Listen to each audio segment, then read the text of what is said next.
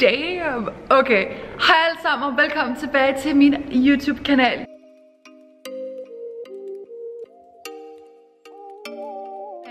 Det er et hot minute siden det er, at jeg har uploadet en træningsvideo, så det er dagens video i dag. Dagens video i dag, det er nemlig en mega lækker compound træning.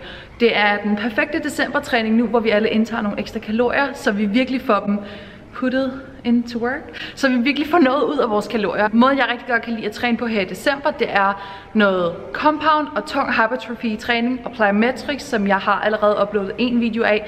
Det er to forskellige måder at træne på, men det er begge to nogle typer træninger, hvor man brænder ekstra mange kalorier, og der vil ligesom optimere og få mest ud af alle de ekstra kalorier, vi indtager. Jeg ved ikke med jer, men jeg spiser i hvert fald lidt ekstra her i december måned, men det er okay, men så putter jeg bare den ekstra energi ind i min træning, så det er det, dagens træning i dag går ud på. Det bliver en ben- og booty-fokuseret compound-træning, og compound, ja, det har jeg snakket om før, men compound er ligesom de her løft, hvor man bruger mere end en muskelgruppe, så på den måde så får vi mest muligt ud af vores træning i dag, så det bliver mega nice. Og selvfølgelig hashtag booty gains girl. Vi skal ligesom spise nogle ekstra kalorier for at bygge dem booty, så spis noget ekstra, det er okay, men så husk at fokusere på at løfte noget ekstra tungt i dine træninger. Og løfte tung, piger, det er ikke farligt.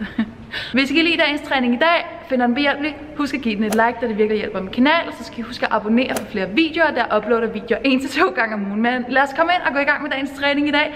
Det bliver mega lækkert, og jeg ved allerede, at jeg får fucking ondt i benene af den her træning. Let's go do it!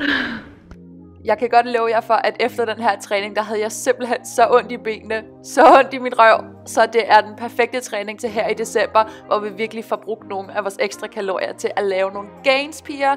Så velkommen til kommentaren af den her træning og video. Som sagt, så er det her en træning i dag med styrketræning med fokus på compound løft, men stadig med et fokus på noget booty.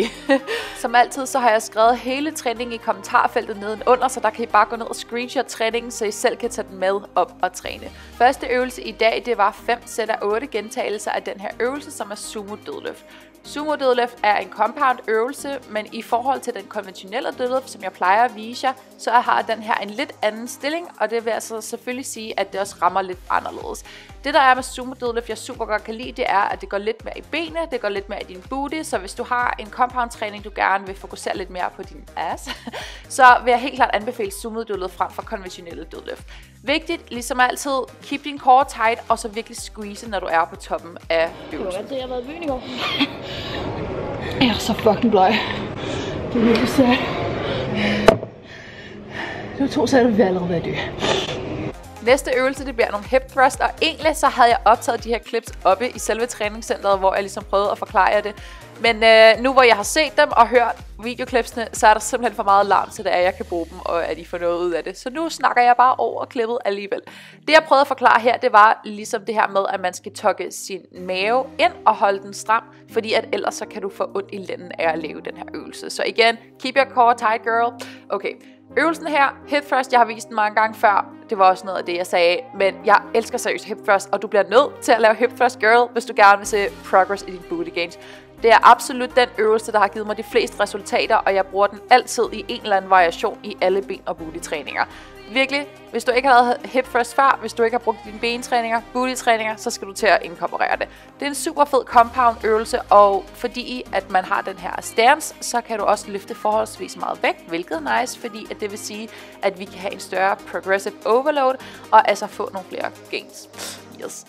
Når jeg kører sådan nogle her compound træninger, og især når jeg kører nogle lidt tungere løft her, det var altså 90 kilo, og jeg kører alligevel 12 gentagelser, så for mig der er det relativt tungt, så holder jeg altid lige en lille smule ekstra pause, måske en 2-3 minutter, inden det er, at jeg fortsætter. Hvis jeg kører med mindre vægt, så holder jeg gerne imellem 1 minut og 1,5 minut. Hvis du ikke har lavet hip thrust før, eller er en lille smule i tvivl om, hvor den her stang den skal placeres henne, så skal den altså placeres lige over din hofteben. Og som I kan se her, så har jeg en måtte hen over. Nogle gange så er der også nogle pads i træningscenteret, som passer til, vil jeg helt klart anbefale, men ellers brug en måtte. Jeg vil virkelig ikke anbefale, at I bare bruger stangen uden noget hen over jeres hofteben, fordi det får I blå mærker af, og det gør virkelig ondt, især hvis I løfter tungt væk. Fokus her igen, squeeze din røv på toppen af øvelsen, og ellers så er det virkelig vigtigt her, at du holder din mave, din rygsøjle helt lige tight, og så ellers så thruster du bare.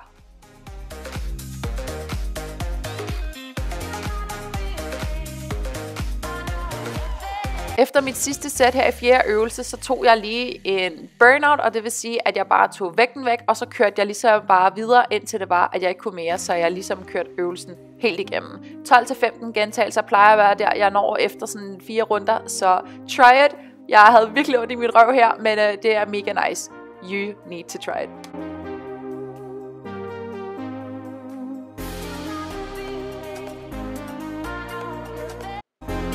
Vores tredje øvelse her i dagens træning, det er nogle barbell lunges. Jeg har også snakket om lunges før, men det er virkelig en fantastisk basic øvelse, compound øvelse, men den rammer bare alle de rigtige steder. Og igen, vi har det her compound fokus i dag, så du får også trænet rigtig meget lænd, mave, ryg. Jeg ved, der er mange af jer, der tit spørger om mavetræninger. Jeg skal nok snart få uploadet en, men generelt så er det sådan nogle her øvelser, hvor jeg faktisk får trænet mest mave, da jeg virkelig holder et fokus på at holde min mave stram her. Så I får også en app-træning ind her, hvis I husker at stramme jeres kår ind, piger. Men fokus her, det vigtige er, at man lægger vægten på det forreste ben, når man lunger tilbage her, sådan så du altså træder op igennem hælen på dit forreste ben, og derved mærker det i den balle på det ben, der ligesom står forrest, hvis det giver mening. Lunges, get it girl, de er mega nice. Dagens sidste øvelse, selvom vi kun har 4 øvelser i dag, så kan jeg godt love jer for, at på det her tidspunkt var jeg allerede helt færdig. Men den sidste øvelse i dag, det bliver nogle overhead step up to squats. Jeg har faktisk ikke lavet den her øvelse så mange gange før, men jeg er begyndt at prøve at slutte mine træninger af med nogle øvelser, jeg måske ikke har prøvet så meget før, så jeg også udfordrer mig selv lidt. Det her, det var en mega fed øvelse, den udfordrer både din balance. Du får også trænet en lille smule arm her i og med, at jeg holder pladen over hovedet, men ellers, I'm telling you, du får mega ondt i dine ben af at skulle holde vægten over hovedet og samtidig step op og holde formen til et squat. Prøv at fokusere på, at når I stepper op, at du ligesom render en squat-position, der er cirka i en 90 graders vinkel. Du behøver ikke at være lavere end det. You can do it. Jeg var lige ved at dø. I kan også gøre det, og så er vi ellers færdige med dagens træning. Jeg håber virkelig, at I kunne lide dagens træning og kommentarer i dag. Jeg lover jer, I får super ondt i benene og IS booty-piger, når I har lavet den her træning. Den er mega nice, og det er også en masse compound øvelser, så du får også trænet både din mave og ryg, og vi får også trænet en lille smule arme. Det er virkelig en lækker og perfekt træning her til i december måned, så vi får brændt nogle ekstra kalorier, og vi får lavet nogle gains, nu hvor vi spiser lidt ekstra.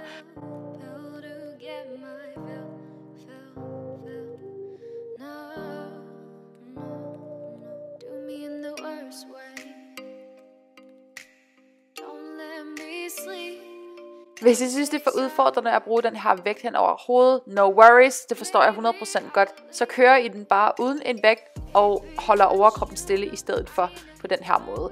Prøv at holde et lidt hurtigere tempo, hvis I ikke bruger en vægt, men jeg lover jer, det er altså også en mega fed øvelse, selvom man ikke har vægten på. Jeg lavede så bare en sidste runde for at vise jer det her, og kørte det som en burnout, så det kan I også eventuelt gøre. Mega fedt. Dagens sidste øvelse, you can do it. Ofte så får jeg ikke optaget, at jeg faktisk strækker ud, og jeg laver opvarmning, men i dag der gør jeg lige, så det vil jeg lige fortælle jer lidt om. Jeg strækker altid ud, i hvert fald lige et par minutter, inden jeg går i gang med min træning, og inden alle mine bentræninger, som jeg har sagt før, så laver jeg også altid noget glute activation. Jeg skal nok snart få lavet en specifik video omkring glute activation, der virkelig er vigtigt i forhold til din bentræning, og det er virkelig noget, der har hjulpet mig i hvert fald til at se fremgang, især på min numse. Så ja, jeg bruger altid lige lidt tid på at strække ud inden og efter en træning, og inden mine træninger bruger jeg også lige lidt tid på at lave lidt cardio, bare for at få noget blodcirkulation i gang. Så ja, I skal altid lige huske, at i mange af mine træninger, selv hvis jeg ikke viser, at jeg har noget opvarmning, så bruger jeg altså altid lige i hvert fald et kvarter på at varme op, og jeg bruger i hvert fald en 5 minutter efterfølgende på at strække. Yes. Vi ses lige om 2 sekunder. Ja. Vi er færdige med dagens træning nu i dag, og ja, jeg har mega ondt i mine ben, og jeg har også ondt i min ryg og min arm fra den sidste øvelse, men ellers var det virkelig en ben- og booty-fokuseret træning i dag, hvor vi fik brændt nogle forbrændt masse kalorier. I hvert fald, jeg håber virkelig, I kunne lide dagens træning og video i dag. Hvis I kan, så husk at give den et like, så det virkelig støtter min kanal, og så skal I huske at abonnere, så I misser flere videoer, der uploader videoer 1 til 2 gange om ugen. Og så vil jeg også meget gerne høre fra jer, hvad det er, I kunne tænke af andre træningsvideoer fremadrettet. Flere træninger som den her, hvor man ligesom forbrænder mange kalorier, hvad der måske er optimalt i forhold til at bygge muskler op med, hvad der er bedre i forhold til, hvis man gerne vil tage fedt, whatever. Lad mig vide, så lige ved jeg træt. Skriv gerne en kommentar i hvert fald. Er der noget på skærmen? Meget gerne skrive en kommentar om, hvad I kunne tænke jer at se andre træningsvideoer, og så ses vi, når vi ses i næste video.